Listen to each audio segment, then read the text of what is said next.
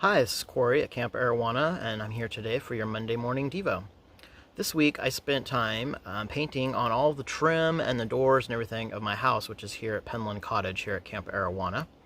And so I spent several days up on ladders and just moving along, cleaning the windows and all the things that you do to paint, and painting a couple of coats on each window, just going around the house. And as I did that, I purposefully wasn't listening to music or blogs or podcasts or anything like that. And I was just kind of enjoying the silence or the sound of nature and everything around me as I painted, and just kind of being alone with my thoughts and alone with God. And as I was doing that, I was just pondering, we've wrapped up our virtual camp summer. The leaves are actually kind of sort of turning and falling right now. And the seasons are about ready to start changing. And I was just kind of thinking about life, and I was just thinking about the world and the situations that are going on in the world, and just so many things that are going on. And I just kind of just had time to just kind of, as I was painting and working, just kind of contemplate on those things. And throughout those days, over and over again, as I was doing that, the Lord just spoke to me sort of every once in a while out of the blue, just the same sort of phrase over and over as I was pondering these things. He would just say to me, "Who is your neighbor?" And I just kept thinking on that, and just over and over again, just who is your neighbor? Luke 10, verses 25 through 37. On one occasion, an expert in the law stood up to test Jesus. "Teacher," he asked, "what must I do to inherit eternal life?" "What is written in the law?" he replied. "How do you read it?"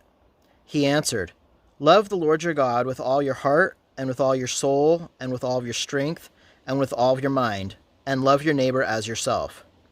"You have already answered correctly," Jesus replied. "Do this, and you will live." But he wanted to justify himself, so he asked Jesus, "And who is my neighbor?" In reply, Jesus said, "A man was going down from Jerusalem to Jericho when he fell into the hands of robbers. They stripped him of his clothes, beat him, and went away, leaving him half dead. A priest happened to be going down the same road, and when he saw the man, he passed by on the other side. So too a Levite, when he came to the place and saw him, passed by on the other side. But a Samaritan, as he traveled, came where the man was, and when he saw him, he took pity on him. He went to him and bandaged his wounds, pouring on oil and wine. Then he put the man on his own donkey, took him to an inn, and took care of him. The next day he took out 2 silver coins and gave them to the innkeeper.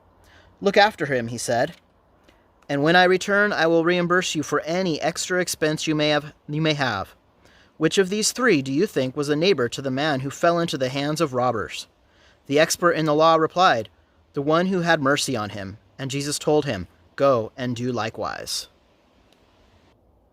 This story of this Good Samaritan is like a very cliche, well-used Sunday school, like that's what you teach the little children and the youth. And we use that in our themes for camp regularly. It's sort of one of those well-known Bible stories and lessons. And yet it kind of seems like a lot of the times anymore, we all need to constantly be remembering that. We need to remember who that Good Samaritan was. We need to remember how the Good Samaritan treated others. And we need to be remembering that each moment of each day as we encounter other people, other human beings, to be remembering who is my neighbor and how am I treating those people. It doesn't matter whether you're a Klingon or a Romulan or a Starfleet officer. It doesn't matter whether you vote red or you vote blue. It just doesn't matter all these different things that we label people as and we put in front of them and we suddenly know them.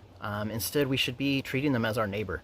We should be loving them, and we should be showing them mercy in all things, whether we agree with them or not. That is God's calling on our life. That is how we show the gospel. That is how we show love. God has showed you what is good. And what does the Lord require of you? To act justly, and to love mercy, and to walk humbly with your God.